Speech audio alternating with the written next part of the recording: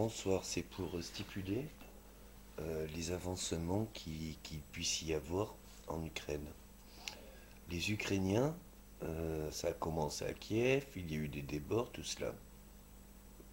Et les Ukrainiens nous expliquaient le problème qu'en Ukraine, euh, de par son histoire et de sa continuité d'aujourd'hui, encore actuellement, dans l'Ukraine, il y avait une partie des Ukrainiens qui étaient ou parlaient en russe, ou avaient des mœurs russes, enfin qu'il y avait de grandes différences dans la population.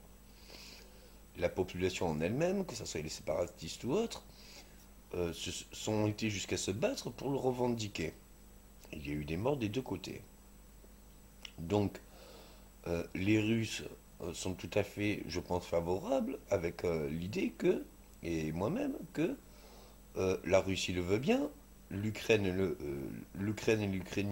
et les Ukrainiens, certains Ukrainiens se revendiquent en tant que tels, tout le monde y trouve son compte à y mettre une zone tampon.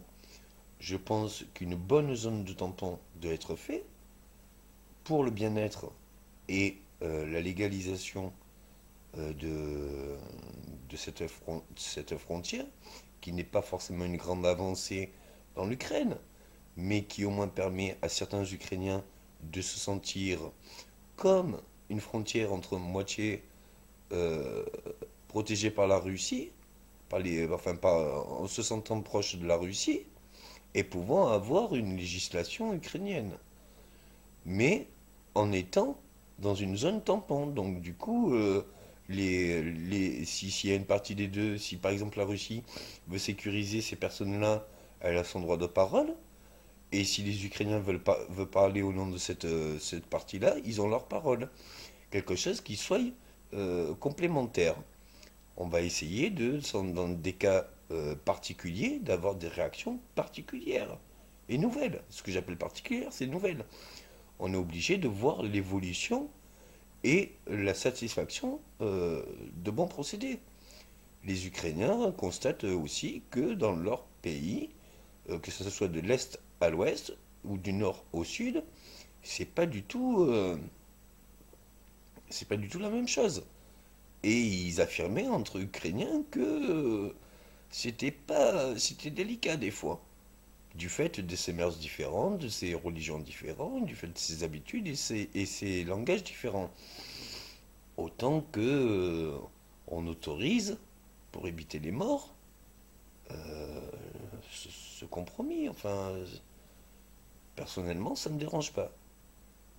Et je pense que la Russie peut l'accepter et que les Ukrainiens, ben, il y a de grandes chances qu'il faudrait l'accepter. Ça en va au nom du bien de tous. Vous vous y retrouvez, l'Ukraine s'y retrouve, la Russie s'y retrouve. Je pense que en tant que Français, on peut dire que ça va de soi. Si les armes sont retirées, les armes lourdes et les circulations d'armes sont retirées, si on respecte les frontières et si on garde cette frontière de tampon, de transit, on peut considérer que ça peut être tout à fait envisageable. Je voudrais quand même dire que si on fait des avancées comme ça, c'est pour consolider nos alliances qu'on retrouve dès à présent. Un cessez-le-feu, une alliance. On peut dire que de notre diplomatie et de notre démocratie, parce qu'il en a fallu de la démocratie et de la diplomatie, il y a eu quand même des morts. Mais on arrive, comme on l'a fait avec l'Allemagne, on arrive après une guerre à retrouver des alliances et retrouver quelque chose de constructif. Donc j'aimerais bien qu'on construise, au lieu de, par-dessus le fait qu'on va construire et reconstruire le pays, et qu'on va réalléger nos alliances de technologie, j'espère bien qu'on va trouver une union plus fraternelle aussi pour déclarer que voilà, en tant que problème dont on en est le témoin, on peut passer au-delà et trouver satisfaction, si c'est un échange de bons procédés constructifs. Et du coup, j'espère que ça va réunifier les alliances avec la Russie, avec M. Vladimir Poutine, parce qu'au moins, on aura pu passer un moment de crise, mais passer tout est bien qui finit bien. Et ce serait bien qu'on en finisse aussi pour l'Afrique, le Moyen-Orient, qu'on soulage et qu'on essaye de apporter notre propre expérience, qui n'a pas été tout le temps dans la concordance, et même après opposition, qui a trouvé un terrain d'entente. Si nous, on a pu le faire, alors peut-être que toutes les parties opposées de ce monde et qui vivent un conflit et qui vivent une guerre peuvent comprendre que si nous, on a pu le faire, tout le monde peut le faire. Car il y a eu des morts, cela a été grave, c'est peut-être encore présent, mais ça doit s'arrêter. Et si nous, on y arrive, ça représente beaucoup. Et bien sûr, dans tout pays, il y a quand même des traces de pauvreté, d'inégalité. Mais regardez le travail qu'il y a. On va œuvrer, j'espère bien, à un échange et un partenariat, que ce soit des pays qui se spécialisent, et comme à chacun, qu'on légalise un petit peu les partenariats internationaux pour qu'on puisse faire une évolution et une élévation de chaque ville, de chaque pays. Et en priorité, on va commencer par les plus détruites. C'est pas normal. Et les plus détruites, c'est pas les plus. C'est les plus détruites. Parce qu'il y en a marre que justement, on ne reconstruit pas les villes après les guerres. Il y a déjà assez de traumatisés et d'handicapés qui survivent. Et il y en a très peu. Il y en a très peu de la population. Mais tous ces personnes traumatisées ou qui ont vu tous ces dégâts et qui voient encore le dégât de la ville, on doit leur donner une deuxième chance d'une vie nouvelle, une deuxième vie. Quand un président s'engage sur un conflit, pas toute la population est d'accord avec ce conflit. Mais si en plus on subit la guerre qu'un président a engendrée, que notre image, même en tant que citoyen, on est représenté comme des gens qui ont fait la guerre et qui ont fait des dégâts, et que nous-mêmes on a des dégâts et qu'on ne les répare pas, à un moment donné, on ne peut pas accepter la vie. Donc il a de sens que pour accepter la vie, il faut beaucoup de concessions. Mais une fois qu'on fait bon à toutes nos concessions, alors c'est une vie magnifique. Vraiment superbe et splendide. Mais une fois qu'on le vit, on doit se dire non. C'est à nous tous de le vivre. C'est à nous tous d'en prendre parti, d'en prendre conscience et de se le vivre, de se le construire.